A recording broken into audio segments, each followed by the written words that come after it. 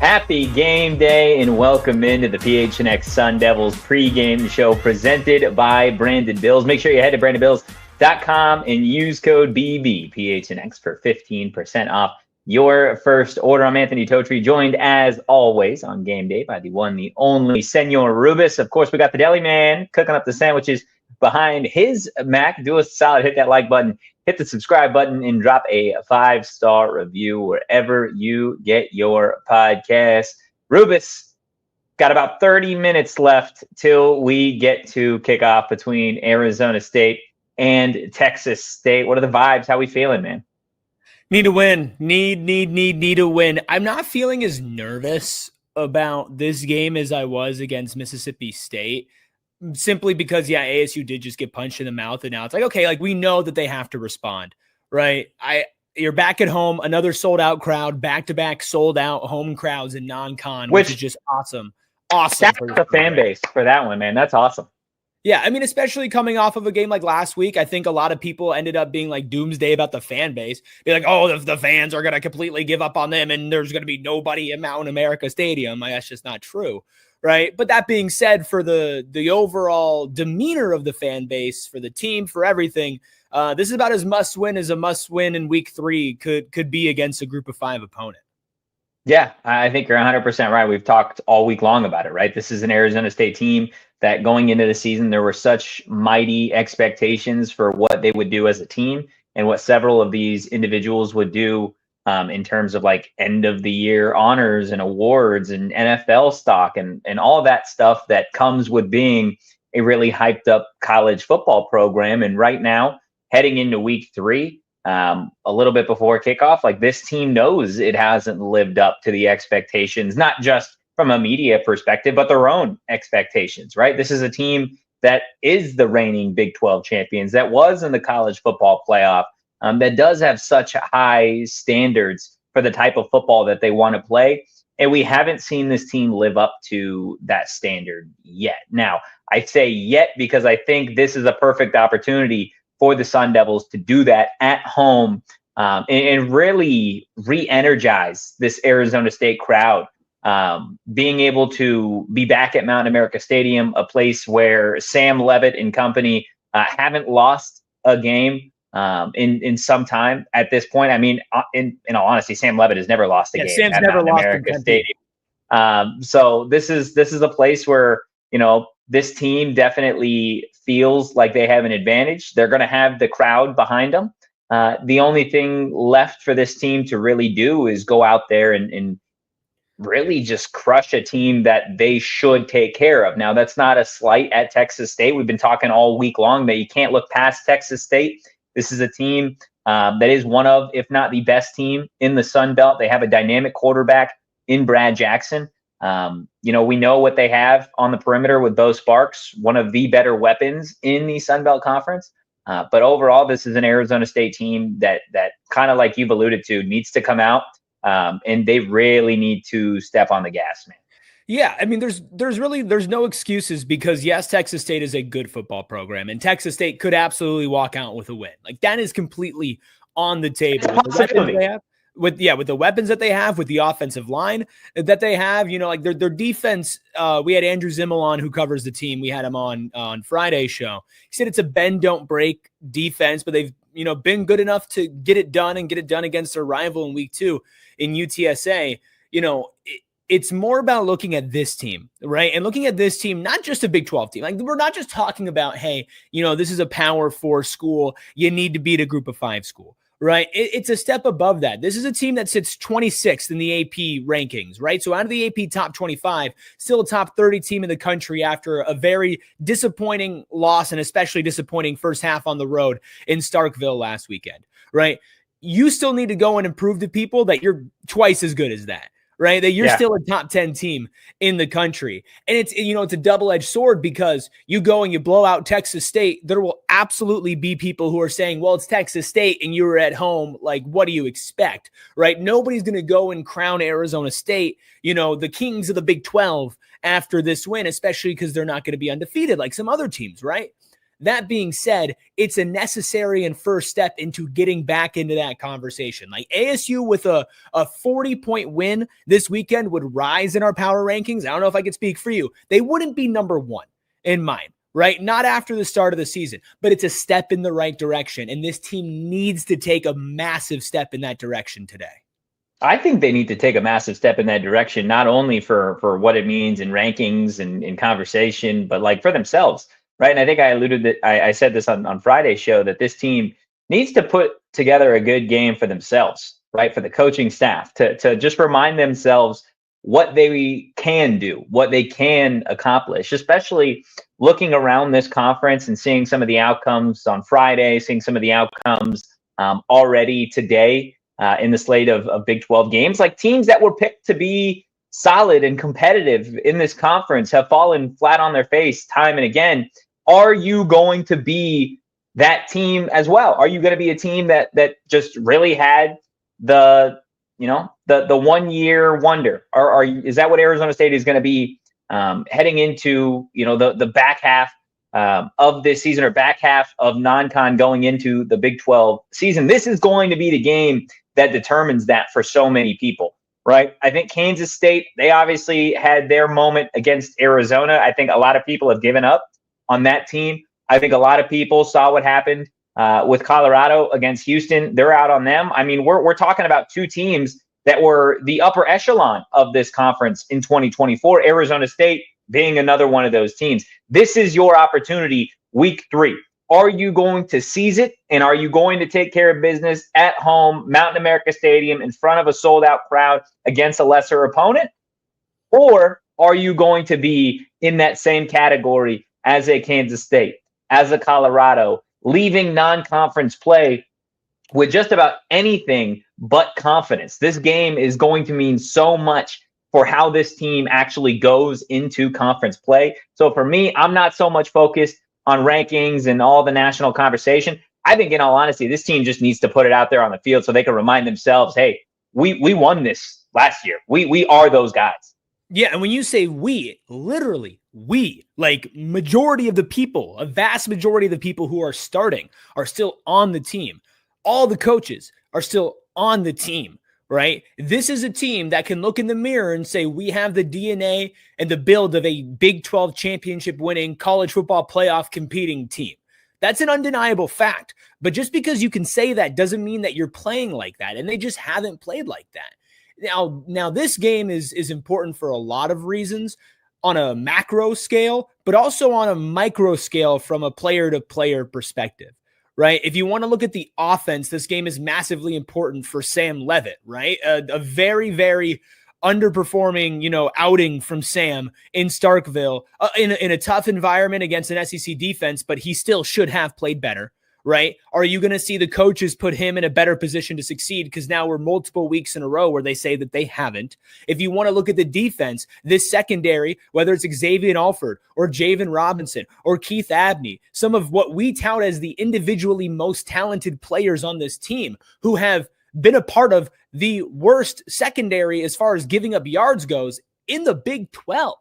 Right? So not just, oh, they're underperforming, but like they are literally statistically putting up some of the worst numbers in this conference, right? I think that's tough because it's obviously the amount of big plays that they give out. But that's the thing is it's the big play. So then you also look at the coordinator in that sense as well. Like, is Brian Ward going to put them in a better position to succeed and not play soft coverage, not play this bend, don't break defense, not let Texas State, which is an extremely potent offense, go out there and hang 30, 40 on you on the road, right? Like these are all these things that you could look at a macro scale from let's get this team right, but on a micro scale, let's get these positional rooms right. Let's get these individual players right, because there's going to be no margin for error when you play Baylor. There's going to be no margin for error when you play TCU or when you play Utah, right? Those are teams that you're going to go into Big 12 play, and most people are going to have ranked ahead of you, right? So like that's your 3-game start to Big 12 play.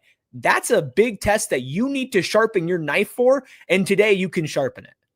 Yeah, I mean, call it a get-right game, call it a must-win, call it a prove-it. I think they're all 100% accurate heading into this Week 3 matchup between Arizona State and Texas State. Of course, on Friday, we gave you guys our Heat Index, 3 players that, of course, need to have a big game for Arizona State. We outlined Sam Leavitt, Kanye Udo, and Javen Robinson. But who are the X factors for the Sun Devils in this matchup back at Mountain America Stadium? Rubus, we'll start with you here. Who do you have as an X factor in this must-win matchup for the Sun Devils? Oh, I just alluded to it before. It's not a player at all. It's the 2 coordinators. Give me Brian Ward and Marcus Arroyo. What cannot happen after this game is any of the coaches, including Kenny, saying, well, we didn't put our players in the best situation to succeed. On the offensive end, you need to find a blend between what you're doing in NAU and what you're doing in the second half of Mississippi State. Establish an identity running the ball, let these running backs get in a good rhythm, and then let Sam Leavitt get in his rhythm, right? Put him in a situation to succeed against a bend-don't-break Texas State defense. And speaking of bend-don't-break, I'm looking at you, Brian Ward. Let's not give up as many big plays, this soft coverage. Let's put these guys in a position to succeed like you were able to do for a majority of that game in the second half against Mississippi State. But it's no secret that Arizona State's defense has been on an overall factor disappointing, even though there's been some good run defense from both games, but it's been subpar from what we expected them to be as a borderline top 10 defense in the country. It's on the coordinators to put these players in the right position in a must-win game at home in Week 3, and then it's up to the players to execute. Yeah, I think those are a perfect answer, in all honesty. These two both need to be better. They'd be the first ones to tell you that they need to be better, but everybody on this roster needs to be better, and it always starts with the quarterback. That's why Sam Leavitt is my X factor going into this matchup against Texas State. I mean, we talked about it, right? Sam has never lost a game at Mountain America Stadium, and that can't start today. There's a lot on the line for the team, for Arizona State as a program, but for specifically Sam Leavitt. The fan base almost felt split on social after that loss to Mississippi State. This is a team in the Sun Devils that we know likes to throw the ball. But you go back to the second half of that Mississippi State game, specifically that last drive for the Sun Devils, running the ball, 14 plays, right? I mean, they ran the ball seemingly every down on that final drive. This is a game where Sam Leavitt needs to showcase that he is one of, if not the best quarterback in this conference, not only with the relationship and the connection that he has with Jordyn Tyson, but this is an opportunity. This is the game, the coming out party of Jaron Hamilton, Malik McClain, potentially if we see Jalen Moss, Shimon Mateer, Kamari Anderson, all of these weapons that we have been talking about and really hyping up since spring football. Haven't seen them in Week 1. Didn't catch them in Week 2. Well, guess what? Week 3, before you get to Big 12 play, you need to see those weapons in action. You need to see those guys be productive for this Arizona State offense. And of course, Erik, it always is going to start and finish on the right arm of Sam Leavitt. It's the blessing and the curse of being the quarterback, right? You know, there's so much that goes into watching a quarterback succeed. What's your coordinator calling for you? What weapons do you have? What's your game plan? How's your offensive line protecting you? How's your running back doing in pass pro? How's your running back doing as far as running the ball, right? Like all of these things directly impact the quarterback's performance. But at the end of the day, the quarterback is what's going to be looked at first. And Sam Leavitt's under a microscope after last week because, again, the entire offseason he has been touted, and I believe rightfully so, as a Heisman candidate, as a first-round caliber quarterback, as a top 10, top 5 pick if everything goes right type quarterback. And when you are that type of talent, when you are that type of player as a second, really your second year of playing college football, right? That's a high standard to be held to. And he has all the talent in the world to reach it. So I think that he's the ultimate X factor for this team to reach its ceiling on the season, and especially in this game against Texas State. And look, Texas State's defense is not a shutdown defense. This is not a secondary that's a shutdown secondary. This is not one that you can go into this game and say, you know what, if ASU scores 21 points, it's okay because it's a stout defense. Like, that's not okay, right? Like, Arizona State, if they're in a shootout, they're in a shootout. You want a better performance from the defense for sure. But this offense cannot cost themselves points today. There needs to be no bad interceptions from Sam Leavitt. It's like, okay, the defense made a play, right? Not one of these throws where you're like, what the hell was he doing? Why was he throwing it there? Almost like a semi-punt. Right. He needs to be quicker on making his read. And then when he's delivering that, like, a little bit more accurate, right? His arm strength kind of came and bit him in the ass a couple of times in that first half against Mississippi State and overthrew his receivers. These are all things that are correctable from him. These are all things that were not a part of his game last season. So I fully expect him to bounce back today. If I had to choose a player to be an X factor, though, I'm going to go on the defensive line for Arizona State, and I'm going to look at CJ Fite. I know X factors, you usually don't look at like the best players on the team, and CJ has an argument for best player on the defense. But when you're going up against a team who we predict really your only advantage as far as positionally goes is the offensive line, right? CJ Fite, it's going to be a lot on you to get to Brad Jackson, so he can't deliver it to Bo Sparks. Also a running back in Lincoln Pear who's averaging over 115 yards per game through 2 games, right? I mean, again, against Eastern Michigan and UTSA, but good performances nonetheless. CJ Fite is the crux of this defensive line, and there's a lot of talent around him. But if he can get pressure from where he's playing at and make Brad Jackson and make that offensive line uncomfortable, the rest of the defense should be in a good position to capitalize. I agree 150%. Guys in the chat, let us know who you have as the X factor for Arizona State in tonight's matchup against the Texas State Bobcats. Also, hit that like button, hit the subscribe button. Again, if you're listening on audio, drop a 5-star review wherever you get your podcast. From X factors to the keys, if you will, the keys to victory for the Arizona State Sun Devils. Rubus, starting with key number 1, I think we all agree here that this offense and this team as a whole need to be far more balanced. Yeah, I've said it a couple times this week. Finding a middle ground between throwing it 40 times against Northern Arizona University, and I don't even know if they threw it in the second half, in Mississippi State, right? You can't just be a run offense. You can't just be a passing offense, not with the talent on this team. Find a good balance, get guys in rhythm, but beyond just who, if you're throwing or running the ball, who are you throwing it to? Right? That's a really key part today. Obviously, Jordyn Tyson needs a lion's share of targets. He is a Biletnikoff level receiver, one of the best in the country, first round talent, like without a doubt, right? You also have, Malik McClain, who's had more downsides than upside so far this year, but clearly has a lot of upside and potential, for his game. Shema Mateer, who's second team All Big 12 last year. Jaron Hamilton, who is yet to make any impact so far this season, right? Like, you have Kamari Anderson, somebody you were extremely high on in the tight ends room. Like, Derek Eusebio can make plays, right? You have the talent to spread the ball out on offense and to get multiple people involved and keep the Texas State defense on their toes. Yeah, I want to see a healthy split here of running the football, passing the football, especially early on in this game.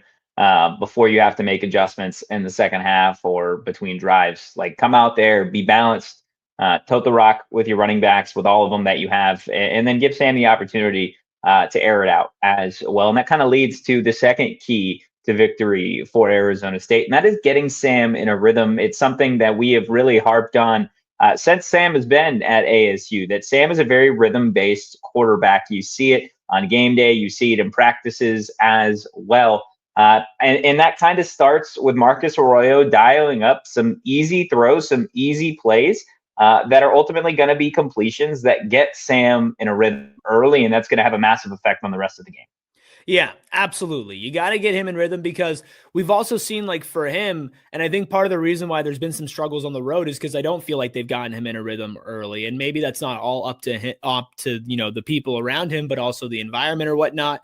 But you're at home in front of a sold out crowd, people behind him. Also protect him too, right? Don't get him pressured. Part of the reason why he couldn't get in a great rhythm against NAU, granted much better than against Mississippi State, was that, NAU had pressure on him. right? They had somebody basically in his face all the time, and he delivered on some pretty incredible throws despite that. But I never thought that Sam Leavitt was truly in a rhythm really at all so far this season. We haven't seen it, no. No, I don't think we have. And that's a testament to him. Over 300 all-purpose yards, and 4 total touchdowns, 2 in the air and 2 in the ground week 1 against NAU. But it reared its ugly head in week 2. You're back at home. You need to get this guy comfortable using his arm and his legs, because his legs sometimes are the most dangerous weapon on the entire offense this guy running can be. Yeah, a lot of the keys obviously going through the Arizona State offense, but we do have one for the Arizona State defense as well, special teams as well, when we're talking kickoffs and punts, and that is creating takeaways. Erik, something that this Arizona State team did so well in 2024, especially down the stretch, propelling themselves to the Big 12 championship and the college football playoff. Javen Robinson, Keith Abney, Xavier Alford, CJ Fight, Justin Watley, Keyshawn Elliott, Cyrus Biaseu, a bunch of junkyard dogs last year that were just running to that football and creating extra opportunities for the Arizona State offense to this point in the season. Not many takeaways to speak of. That needs to change tonight against Texas State. Yeah, I mean, this is one of those things that made the Arizona State defense so special last year. At this point in the season, through 2 games, they had 2 interceptions. Right now, they're sitting there with 1. Granted, they didn't get any interceptions against Mississippi State last year either. Those 2 came against Wyoming, obviously, famously. The very beginning of the season was Cyrus Biaseu. But this defense was not only creating takeaways, but was in the right place at the right time. It feels like they've been on the other side of that a couple times so far this season, famously at the beginning and the end of that Mississippi State game. But we know they have the talent. We know they have the situational awareness. They just got to get a lucky break and put themselves in a position to get a lucky break, because you can create your own luck, especially on defense, by flocking to the ball, being physical, and not giving up these big chunk plays. I think that they're in a position to do that tonight.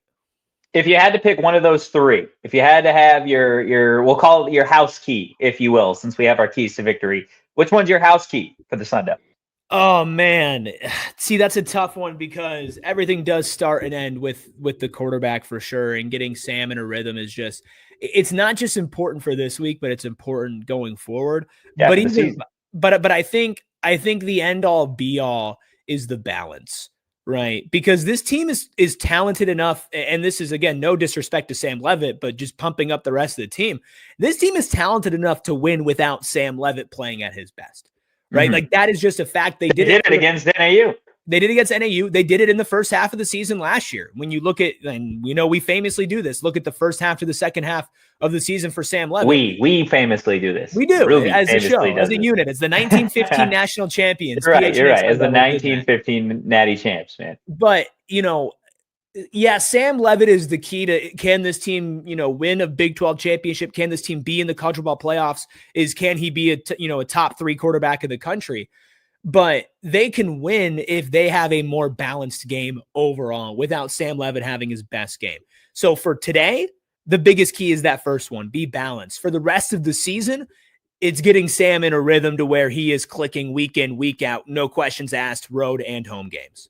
I think the balance in and of itself could help get Sam in a little bit of a rhythm as well, right? Just taking a little bit of the pressure off that right arm of his and turning and just handing it to Kanye Udoh, handing it to Raleek Brown, letting all these running backs really go out there and feast on a Texas State defense that we've mentioned multiple times, not only on this pregame show, but throughout the week. That isn't necessarily the best, certainly one of the worst defenses that Arizona State will see. Again, in theory, we know that you can throw that out there, and once these guys line up for the first time, everything you think you know gets tossed out the window. That's why they play the game at the end of the day. But look, we've given you our X factors. We've given you the keys to victory for Arizona State. And yesterday we gave you our predictions. So if you missed out on them, here we go one more time. Erik, you've got the Sun Devils taking care of business at home, a big 14-point dub. Yeah, not covering the spread, which would be, yet again, this season, Arizona State not covering the spread, but it would be hard to walk away disappointed if they won 41-27. Now, maybe they don't play the brand of football to the level that we expect them to, and we can still nitpick and, figure out what needs to be fixed going into Big 12 play. But if you put up 41 points at home after the start of the season that you've had, and this game is never close, then I don't think fans are going to walk out of there unhappy. If you put up 41, you found the balance, you protected Sam Leavitt, and your defense held a very potent offense to just 27 points. You have a larger margin of victory, though, 38-21. Yeah, I think Arizona State gets the job done. I've been saying it really all week long that I think you're going to see a different Arizona State today than you've seen against NAU, than you've seen against Mississippi State. I think that loss to Mississippi State on the road really had these guys look in the mirror, gave them a little bit of a reality check and said, hey, you know what? Like we aren't invincible. We know that we had such a great run in 2024 as a unit, as a team. And again, that got spoiled by Texas. And to start this season, Mississippi State already punched you in the mouth early and sent you back to Tempe with an L. I have a hard time believing Kenny allows this team to come out slow and soft and just out of sync for 3 weeks, even dating back to that first season that Kenny Dillingham was the head coach for Arizona State. We never really saw that.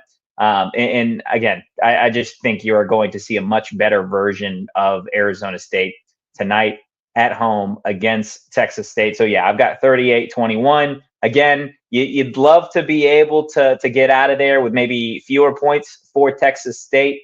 But you got to tip the cap to Brad Jackson and Bo Sparks and, pair this offense. GJ Kenny is going to have his guys scoring points. It's what they do.